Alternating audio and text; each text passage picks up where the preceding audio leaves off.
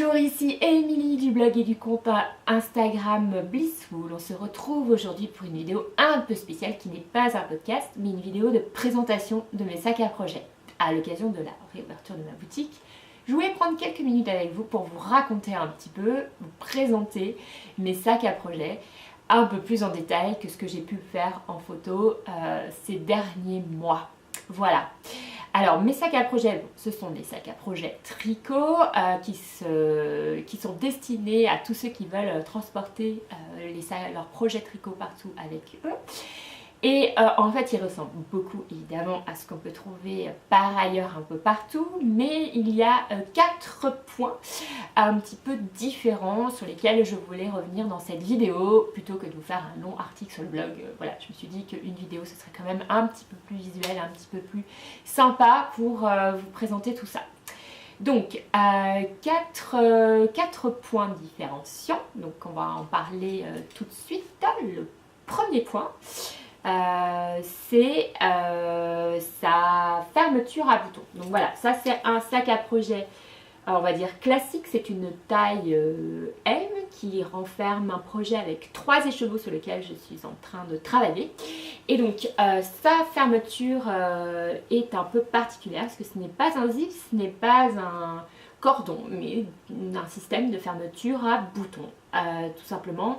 Pensez comme ceci, parce que moi je déteste en fait les zips enfin les grandes pochettes zippées pour les projets tricot, parce que j'ai toujours peur que mon fil ne se prenne dans le zip et de devoir couper mon fil. C'est du vécu, ça m'est déjà arrivé et franchement j'avais pas envie de ça pour mes sacs à projet. Donc c'est très simple pour ouvrir et fermer le sac. Donc vous avez 2 boutons qui sont sur un des côtés du sac et 4 boutonnières. Donc pour l'ouvrir, vous ne prenez que 2 boutonnières. Voilà, comme ceci, vous mettez le rabat comme ça et votre sac est ouvert. Voilà, comme ça. Et donc pour le refermer, vous remettez le rabat et puis vous refermez les 2 boutons. C'est très simple. Voilà, donc un système de fermeture à boutons qui vous permet aussi d'isoler vos fils si par exemple vous tricotez des rayures ou du jacquard. Donc là, vous pouvez fermer et puis faire sortir... attendez, je vais vous montrer un petit peu en live. Donc faire sortir un fil par là et le bloquer avec une des boutonnières. Et un autre fil par là et le bloquer avec l'autre boutonnière. Ce que vous ne pouvez pas faire par exemple avec un sac à projet avec une fermeture éclair par exemple. Voilà, donc ça c'était le premier axe, le premier détail qui change un peu. Donc la fermeture à boutons. Oui, je vais vous montrer les boutons. J'utilise toujours des boutons en bois comme ceci, parce que je trouve que c'est un matériau durable et joli et qui s'associe à peu près avec tous les tissus en fait que j'utilise. Deuxième axe différenciant, l'étiquette à message brodée.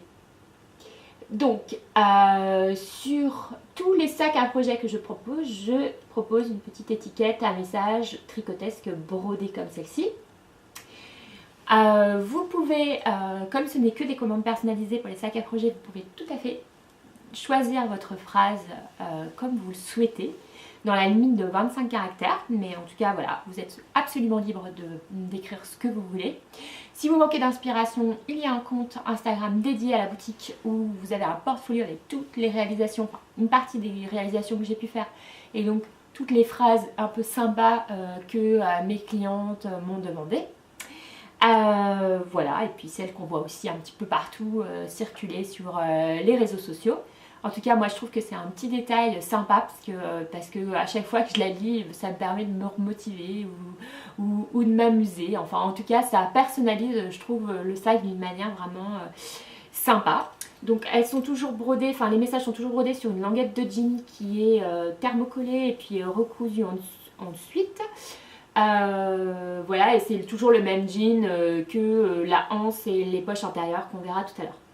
Donc ça c'était le deuxième petit détail différenciant. Le troisième détail différenciant, c'est sa anse. Alors les sacs à projet tricot ont généralement une anse. Alors moi je trouvais que c'était un détail super pratique. Mais néanmoins, je trouve que parfois, je ne comprenais pas en fait vraiment l'utilité d'une anse, si ce n'est de l'attraper dans le sac ou quoi. Bref, et donc moi j'ai pensé rajouter une pression en fait pour qu'on puisse l'ouvrir et la fermer. Comme ça vous permet d'accrocher votre sac partout pour éviter de le poser par terre si vous êtes dans un endroit où vous avez peur que votre sac se salisse, dans un bar, la voiture, le train, enfin voilà, pour éviter de marcher dessus et pour le mettre un petit peu en hauteur, si vous avez besoin de le mettre un petit peu en hauteur. Voilà, donc ça c'était le troisième axe différenciant. Et le quatrième axe différenciant, et ce qui va me faire ouvrir le sac et sortir mon projet à tricot pour vous montrer l'intérieur, c'est que je voulais que ce sac à projet soit également une trousse de transport à outils. Enfin, en gros, de lier les deux, c'est-à-dire un sac à projet pour transporter son tricot et aussi pour transporter son petit matériel de tricot comme le patron imprimé, le stabilo, le stylo, le crin papier, le crochet, le mètre ruban, la petite paire de ciseaux, l'aiguille pour rentrer les fils, enfin voilà, tout ce petit matériel là que d'habitude on met dans une petite trousse à part. Moi je voulais que ce soit vraiment un objet 2 en 1. Donc je sors mon projet et donc les 3 écheveaux que contiennent mon sac à projet, le mien qui est une taille L, et donc je le retourne pour vous montrer de manière un peu plus précise l'intérieur. Alors l'intérieur de mon sac à projet, d'un Blissful Project Bag on va dire, donc se présente comme ceci, voilà. Et donc vous avez toujours les poches intérieures qui sont, alors tout est doublé, soit dans le même tissu que l'extérieur, soit dans un tissu contrastant en fonction du poids du tissu en général. Et les poches intérieures sont toujours faites avec du jeans en fait, c'est ce qui apporte la tenue du sac et qui permet de le poser sans que celui-ci s'effondre un peu sur lui-même quoi. Voilà, donc d'un côté vous avez une poche avec une pression également pour pouvoir mettre votre papier, votre patron imprimé, les câbles de rechange si vous en avez besoin, les étiquettes des écheveaux que vous utilisez. Et ensuite vous avez 4 logements pour des stylos ou des crochets, donc ça c'est déjà pas mal, je pense que vous avez assez. Et de l'autre côté vous avez une poche à rabat, donc là qu'on devine à peine puisque j'ai vraiment fait attention au raccord tissu. Et donc pour mettre tout votre petit matériel, donc comme par exemple ici le mètre ruban, l'aiguille à laine, la petite paire de ciseaux, etc. Et donc de chaque côté, sous la poche, sous le rabat, vous avez également des petites logettes pour mettre les aiguilles interchangeables type Aya Aya, enfin voilà, là c'est des Aya Aya en tout cas, pour si vous avez besoin par exemple de changer la taille des aiguilles quand vous transportez votre tricot, vous avez donc 2 logettes pour mettre 2 tailles d'aiguilles différentes. Et voilà pour le 4e axe différenciant de ce sac à projet. Donc je crois que je vous ai tout dit sur mon sac à projet. Pour les commandes, donc comme je vous le disais dans le début de cette vidéo, et quand je parlais des étiquettes à message, chacun des sacs à projet est personnalisable. En fait, sur ma boutique Yaloo, donc vous avez l'adresse, toutes les informations dans la barre d'infos. Vous choisissez uniquement votre tissu et ensuite on discute ensemble, on échange ensemble sur le message que vous voulez voir brodé. Alors généralement la couleur de l'étiquette est évidemment assortie à votre tissu. J'ai un tas de fils à broder donc pour vraiment être assorti à votre tissu. On échange donc là-dessus et puis après je vous fabrique votre sac à projet. Voilà, je crois que vous savez absolument tout maintenant sur les Blissful Project Bag.